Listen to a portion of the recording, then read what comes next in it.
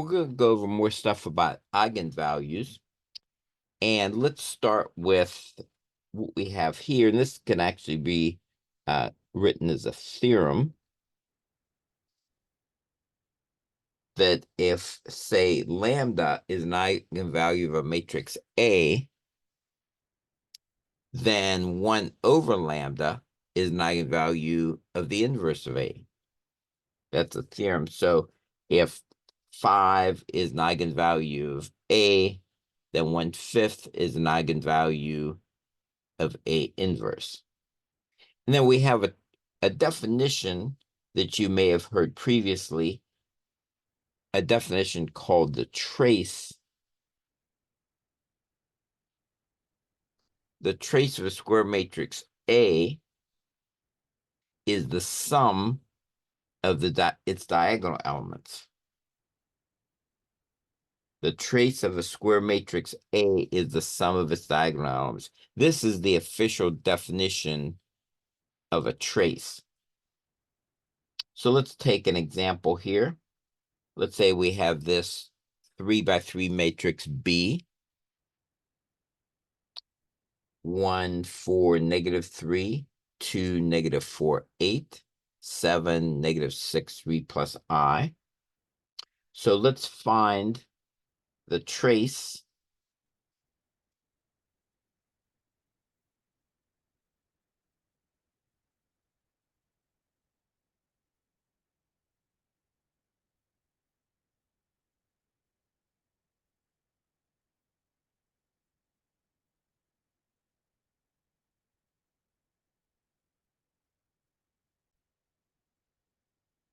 again. By definition, the trace of B is given by the sum of its diagonal elements. Of course, right along here, the diagonal elements of B.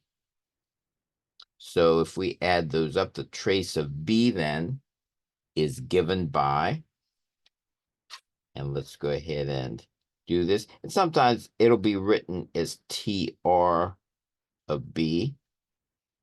And that's going to be equal to sum of these diagonal elements, 1 plus -4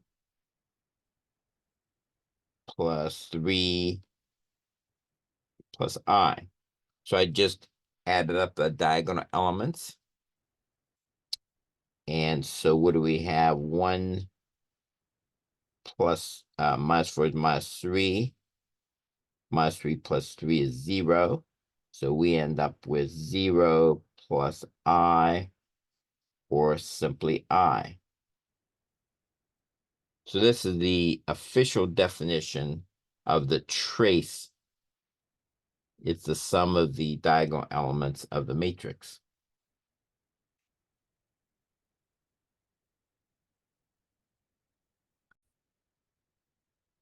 So let's take a look at this matrix. We call it C.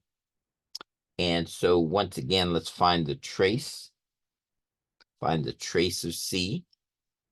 And again, it's going to be the sum of the diagonal elements. Remember, everything along this main diagonal here. And so the trace of C is given by 15 plus -5 -4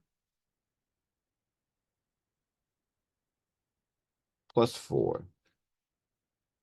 And looks like it's 10, 6, 10. So we end up with 10. So that's the trace of C. That's the definition of the trace of C. We have a theorem that says the sum of the eigenvalues of a matrix A is equal to the trace of that matrix A. The sum of the eigenvalues of a matrix A is equal to the trace of A. Now, it's really important to notice this is not the definition of the trace. We had the definition a minute ago. We said what that was. The definition of a trace is the sum of the diagonal elements. But this theorem says that the sum of the eigenvalues of a matrix A is equal to the trace of A.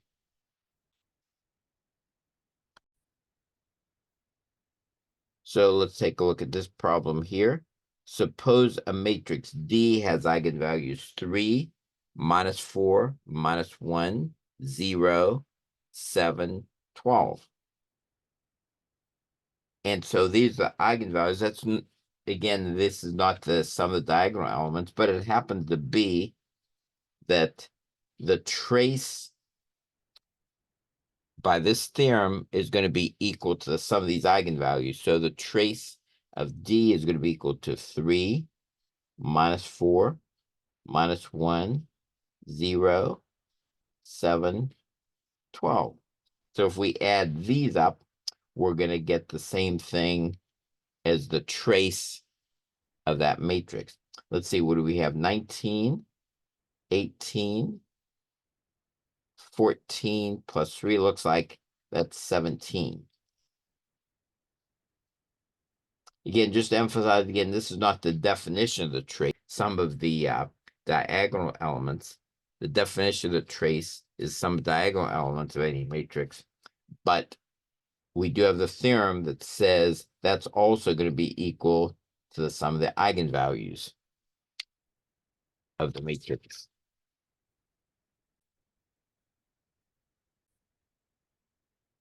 So, of course, you could solve little problems with something like this. So suppose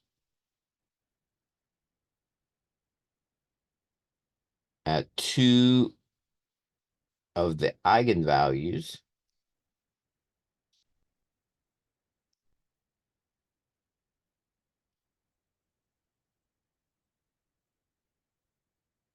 of a 3 by 3 square matrix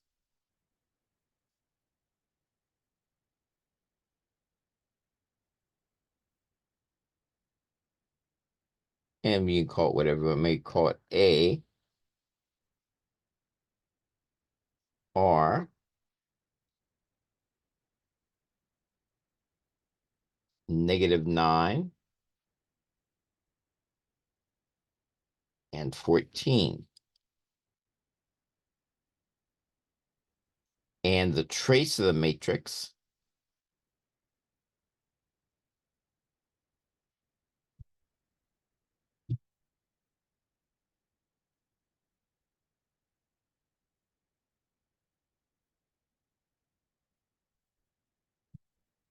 is 20.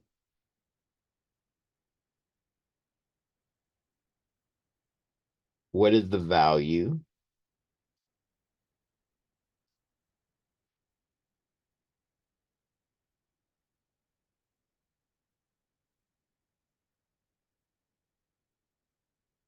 of the third eigenvalue?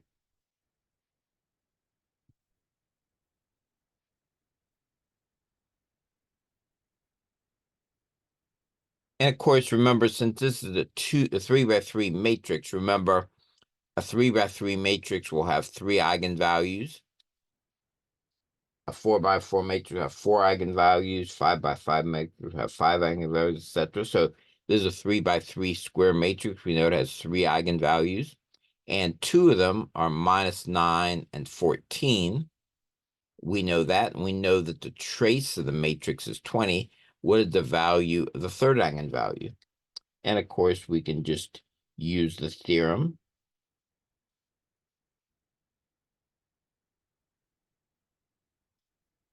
that says the sum of the eigenvalues equals the trace of the matrix.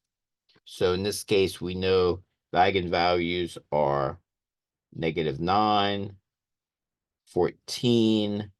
Then the third one is unknown. We just call it lambda. And that's going to be equal to the trace, which is 20. And then we can solve this simple problem. We have 5 plus lambda is 20. And lambda is 15 is the third eigenvalue.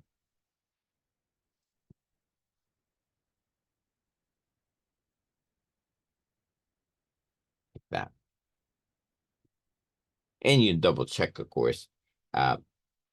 Just add these three eigenvalues up.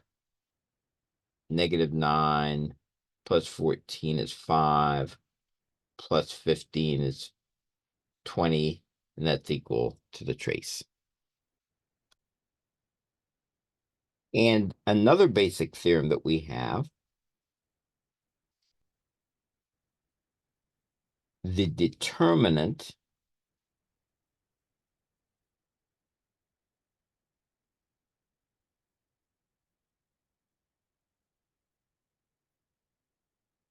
of a matrix, call it A,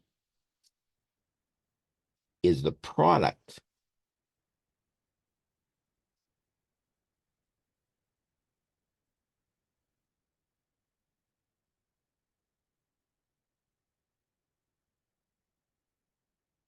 of its eigenvalues. The determinant of a matrix A is the product of its eigenvalues. Again, that's not the definition of the determinant, but that's a theorem related to determinant. We saw previously how to calculate the determinant, but this is a theorem. So, for example, so again, if let's say we had a previous problem that we had,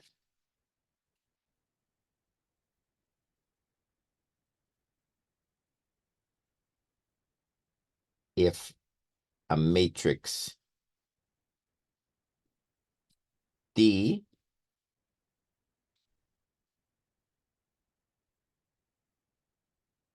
has eigenvalues, previous one we had was 3, -4, -1, 0, 7, 12. What is the determinant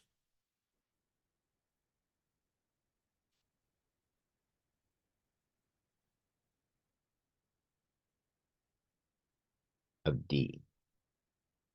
And of course, from above, we know by theorem, the determinant of D is going to be 3 times -4 times -1, 0, 7, 12. And actually, since there's a 0 in there, we know it's going to be 0.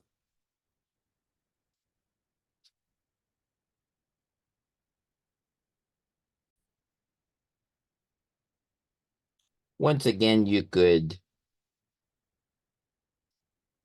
use this theorem to solve certain problems. So suppose a 4x4 matrix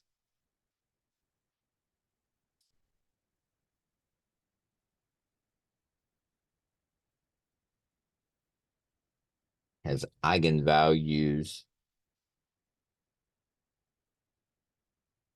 1, -3,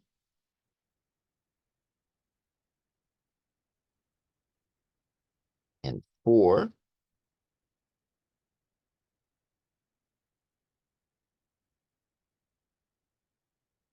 The matrix has determinant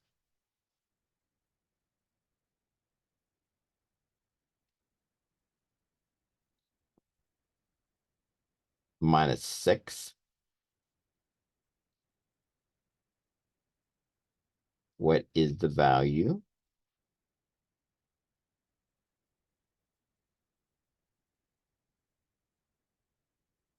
of the fourth eigenvalue?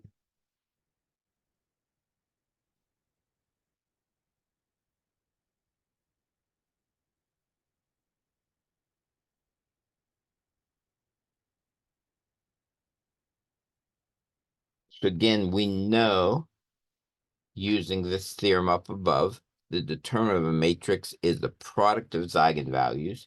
So we know that the determinant is -6. So that means if you take 1 times -3 times 4 times that unknown eigenvalue, lambda. That has to all equal -6. Again, because it's a 4 by 4, we know it had 4 eigenvalues.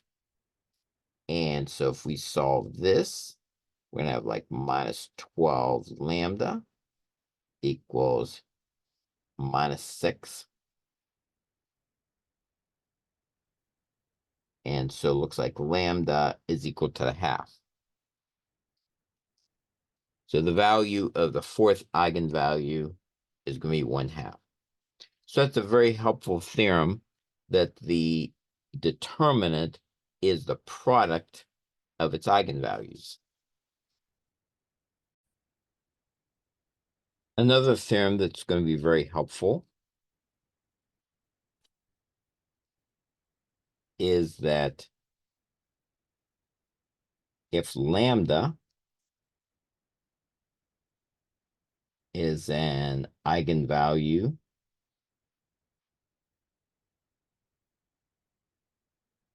of a matrix A,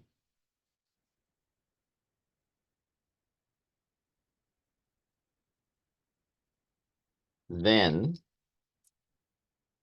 lambda squared is an eigenvalue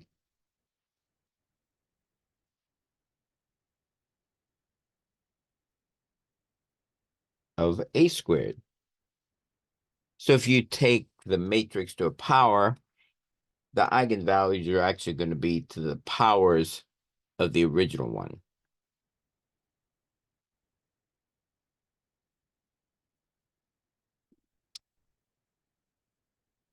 And another theorem that we have is that A and the transpose of A have the same eigenvalues.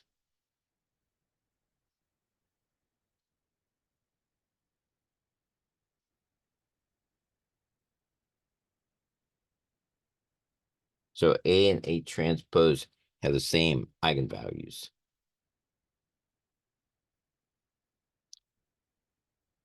And again, another important theorem is this one: suppose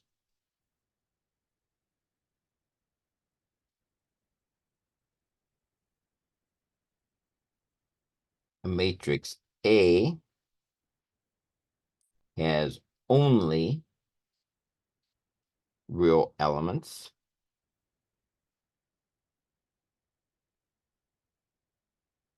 In other words, so the entries in the matrix are only real.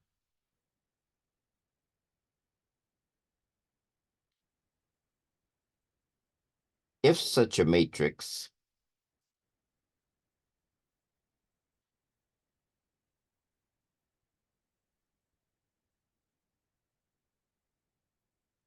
has complex eigenvalues,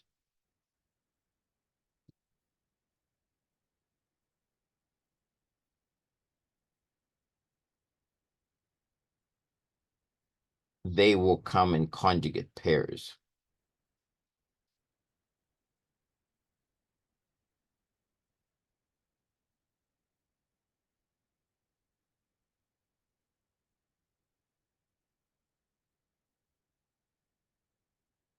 In other words,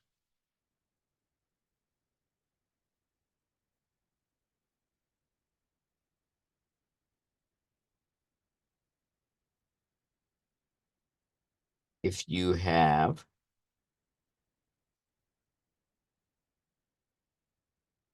an eigenvalue A plus BI,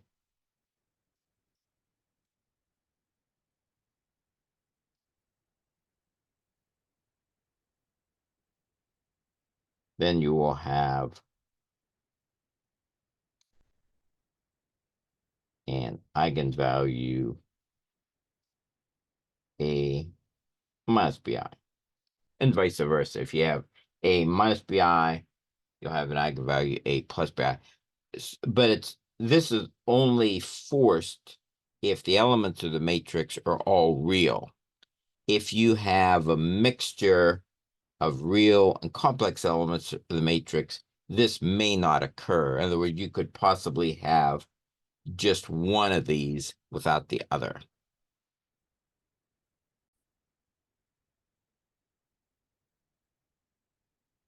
So let's take a look at this problem.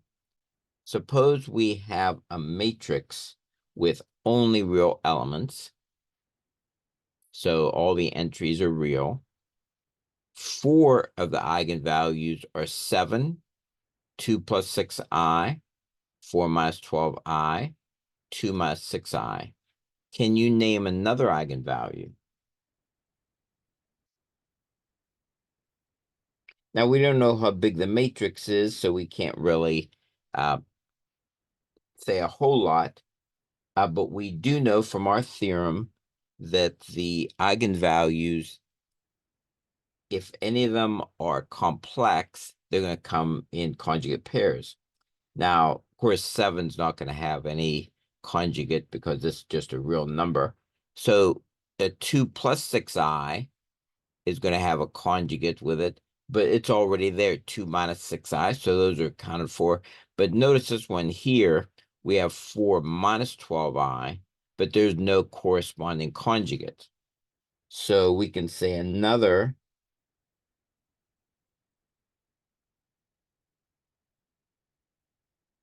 eigenvalue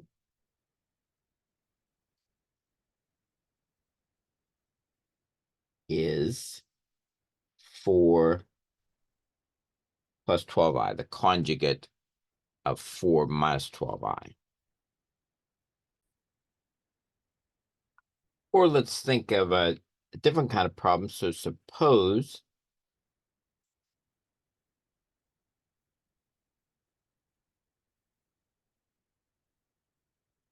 we have a matrix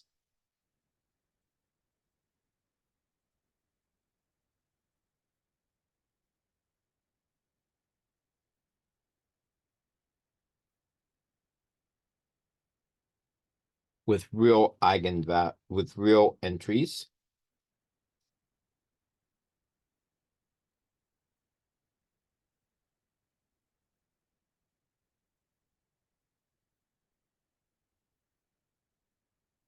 And some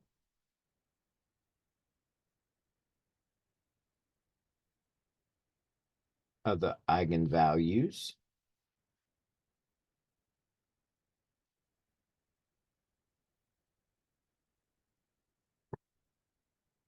are given here. Let's say you have 9 minus 14i, 3, 7,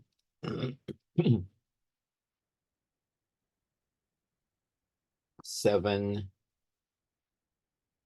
plus 2i, and 12.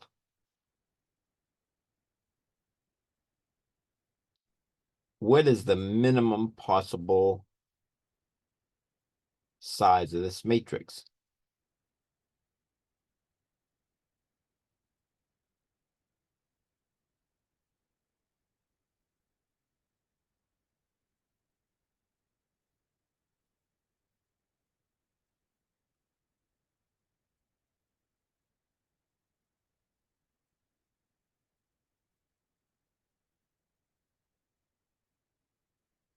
And so let's take a look at this. So we have these values here. So again, we can see there are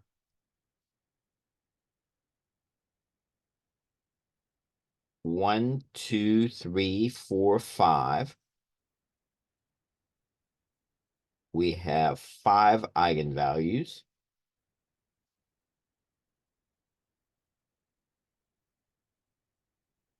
And then again, because it has real entries, each of these complex eigenvalues must come in pairs. So we also have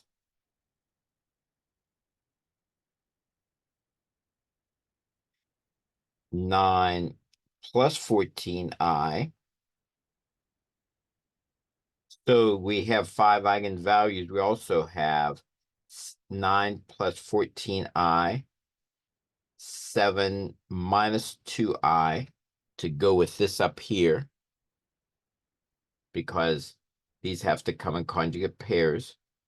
So we have 5 eigenvalues given, plus we have to have 2 additional ones because the conjugate pairs. And therefore we have a total of 7 eigenvalues. So the matrix must be at least a 7 by 7. Again, it could have more eigenvalues that we're not told about, but it's going to have at least 7. Therefore, this matrix has to be at least a 7 by 7 matrix.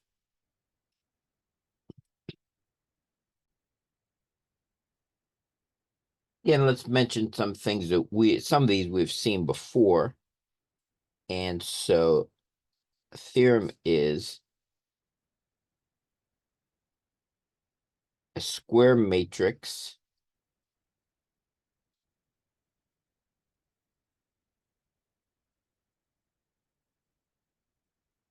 will have an inverse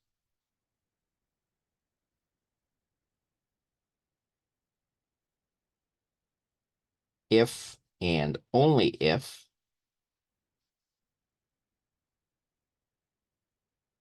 its determinant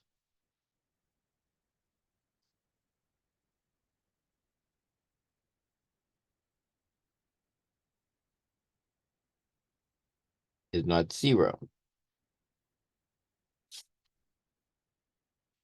Now, something that we can relate to this, remember, the product of the eigenvalues of matrix is equal to the determinant of the matrix. So therefore, you could extend this a little bit. You could say, have another theorem, a square matrix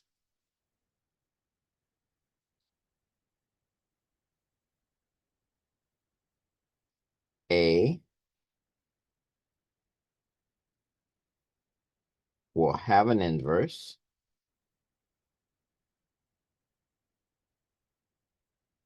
if and only if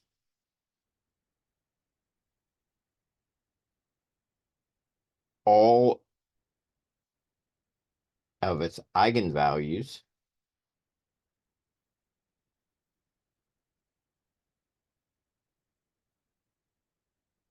are not 0. In other words, it has to have all non-zero eigenvalues.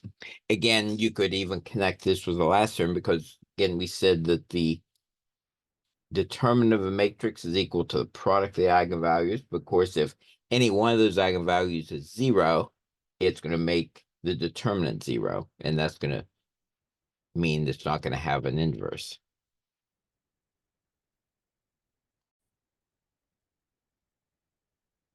So let's take a look at this problem.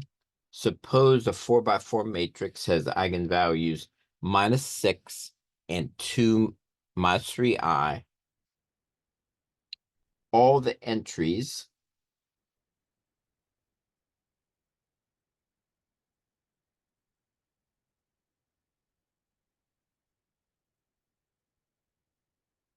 of the matrix, that is, all the elements, are real.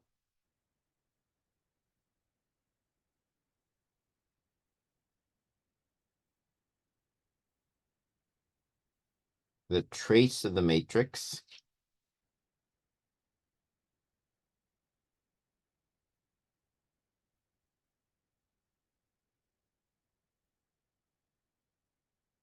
is 5.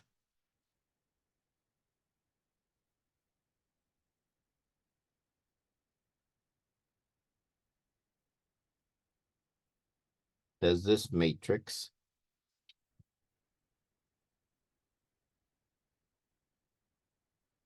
have an inverse? So let's think about this for a minute. Okay, first of all, we have to think to ourselves, the matrix will have an inverse as long as the eigenvalues are all non-zero. And let's see what we can find out about the eigenvalues. So we know we have a -6 and we have a 2 minus 3i. But since the entries of the matrix are real, we have another eigenvalue that's the conjugate. Another eigenvalue is 2 plus 3i, like that. So we know we have that. So we have 1, 2, 3. There's one more eigenvalue. And now we can use the fact that the trace is the sum of the eigenvalues. So that means that we can say -6 plus 2 minus 3i plus 2 plus 3i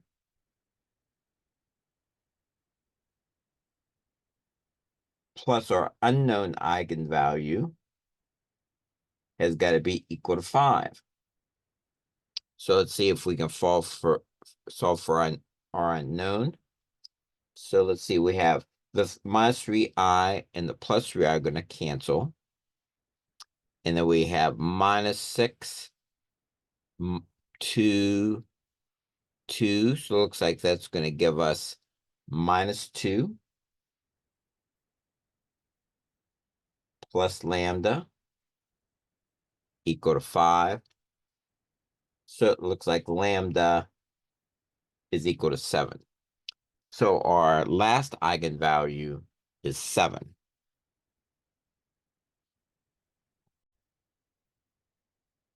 So all the eigenvalues are non-zero. Therefore, the matrix has an inverse.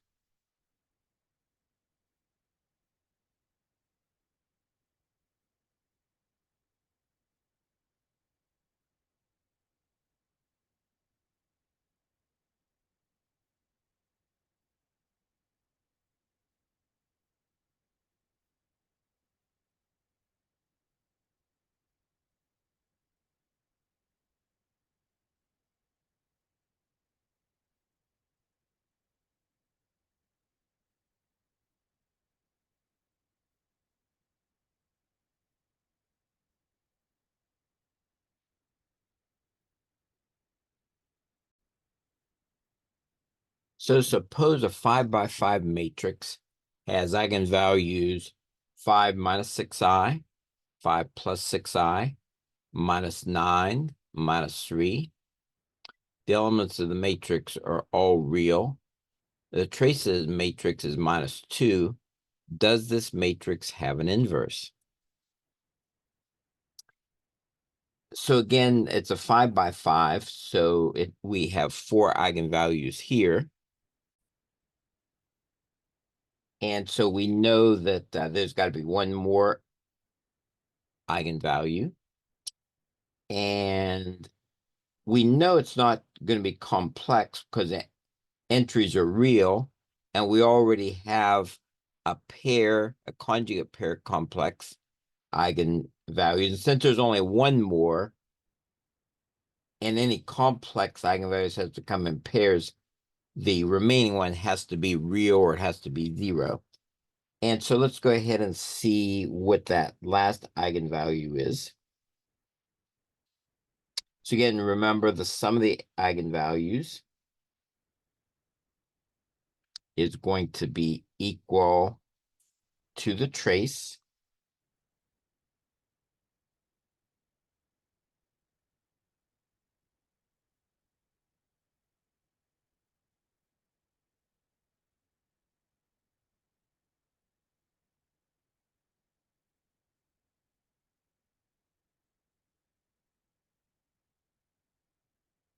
Again, the sum of the eigenvalues have to add up to the trace.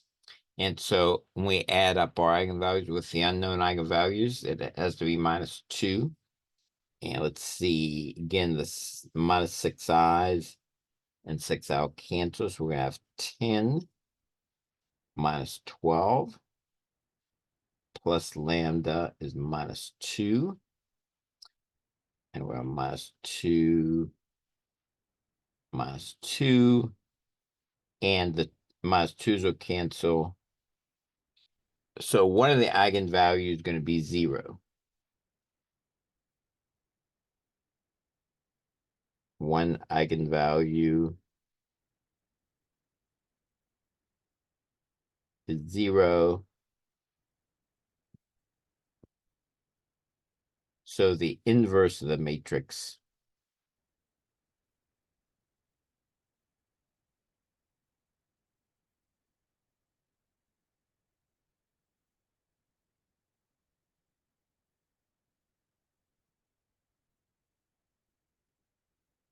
does not exist.